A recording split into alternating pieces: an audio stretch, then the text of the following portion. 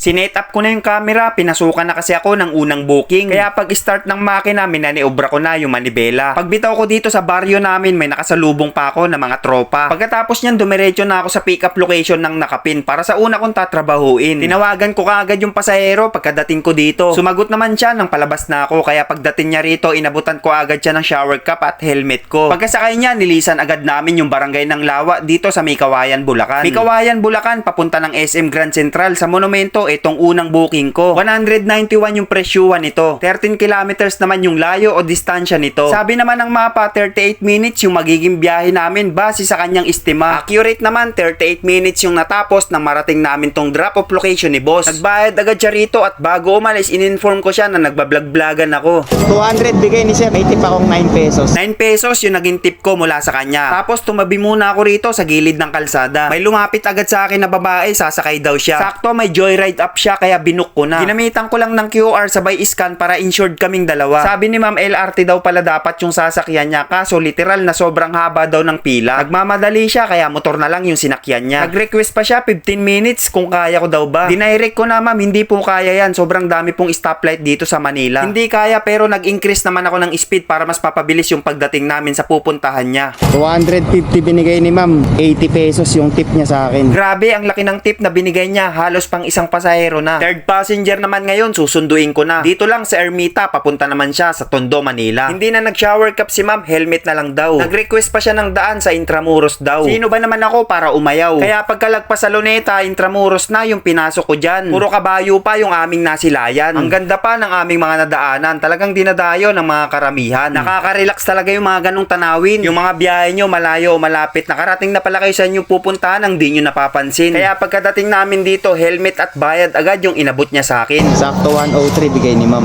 Pang-apat na booking guys, papunta ng Makati. Time check, 5:33 PM para sa pang-apat ko na booking. Pagdating ni ma'am, helmet agad yung inabot ko kasi yung shower cap wag na daw. Sinuot agad niya to tapos sumakay sa likod ko. Review ko lang saglit yung mapa kung saan yung dadaanan naming kalsada. Pagka-review, binaybay ko lang yung tinuturo ng mapa. Papunta pala kami ng Makati ngayon guys. Napansin ko rin na 1 bar na lang pala yung aking gasolina. Tinanong ko si ma'am kung okay lang ba magpagasolina muna kaming dalawa. Kung okay naman siya kaya unleaded agad yung aming pinakarga. Umalis agad kami kasi maggagabi na. Pero okay lang, hindi naman nagmamadali si ma'am dun sa pupuntahan niya. Kaya pagkadating namin dito sa drop-off location niya, inalalayan ko agad siya sa pagbaba niya. Pagkabayad naman ni ma'am, grabe, ang laki rin ng pasobra niya. 93 pesos ba naman, halos pang isang kain na. Binigyan ko ng sticker si ma'am. Grabe, ang laki rin ng tip niya, 93 pesos guys. 157 lang kasi yung fare niya, ginawa niyang 250. Uminom rin pala muna ako ng tubig pag complete ko ng trip. Nasa lugar nga pala ako kung saan maraming booking kaya pinasukan rin agad ako rito. Mula rito sa Makati yung nakuha ko, papunta naman ng Pasig tong ihahatid ko. Pagkasakay naman ni sir, piniga ko na kaagad yung throttle. Saktong-sakto nga rin pala tong pupuntahan ko papasig. Kasi may isa tayong follower na nag-comment sa video ko. Napanood ni sir na nabutas yung gulong ko. Sabi niya, Paps, pag napadaan ka sa Pasig, palitan na natin yung gulong mo. Sagot ko na. Pero bago ko puntahan yun, kakain muna ako pagkatapos ng trabaho ko dito sa aking pasahero. Pagkabayad sa akin ni sir ng 129 sakto, binigyan ko rin siya ng sticker kasi sinabihan ko siya na nagbablog-vlogan ako. Pagkatapos niyan, may nakita rin agad akong makakainan ko dito lang somewhere in Pasig. Isang sisig, isa't kalahating kanin, sabay tubig, then pahinga, tapos alis na. I-message ko na pala dito si sir kung saan yung exact location nila. Sabi niya, search ko lang daw yung Sebastian Moto, makikita ko na. Naka-prepare na din daw pala yon, pinahanda niya na sa pinsan niya. Kaya pagdating ko dito, pinalabas niya na yung gulong na ibibigay niya. Then pumasok ako dito sa gate para makita o ma-check yung shop nila. Nag-video call nga rin pala kami ni sir dyan bago ko makuha yung gulong. Wala siya rito kasi umalis pala sila. Gusto ko sana magpa-picture sa kanya, sabi niya next time na lang pag umayon sa panahon. Siman nga rin pala siya na naghahabal o nag-aangkas dati. Ngayon, nagnegosyo na lang siya. Huling sampa niya, 2023 pa. At eto yung mga binibenta niya. Iba't ibang uri ng mga gulong ng motor. Nandito lahat yan sa shop nila. Ito nga pala yung mga brand ng gulong na available sa kanila. Basahin nyo na lang isa-isa. Mura nga lang rin pala yung mga gulong na binibenta nila, quality pa. Nung pinost ko nga yung comment ni sir sa akin, may nag-comment din na taga dito sa kanila. Ito naman yung comment niya, basahin nyo na lang. Madali lang naman mahanap o makita tong exact location ng shop nila sir. Search nyo lang sa mapa Sebastian Moto, lalabas agad yan. Nag-iwan nga rin pala ako ng maraming sticker kasi nanghingi si sir. Then yung dalawang gulong na binigay sa akin, tinepan ko lang dito sa harapan ng motor ko. May dalawang sealant nga rin pala yan, tapos may dalawang pito na kasama. Sa mga gusto mag-inquire, message nyo lang Sebastian Moto. Tabi lang sila ng OG Lins Barbecue, tapat naman ng Master Siomai. Pagkatapos nyan, tumambay muna ako dito sa Shell, may nakakilala pa sa akin. Guys, bigyan natin yung sticker si Paps. May nakakilala sa akin dito sa Pasig. Yo, what's up?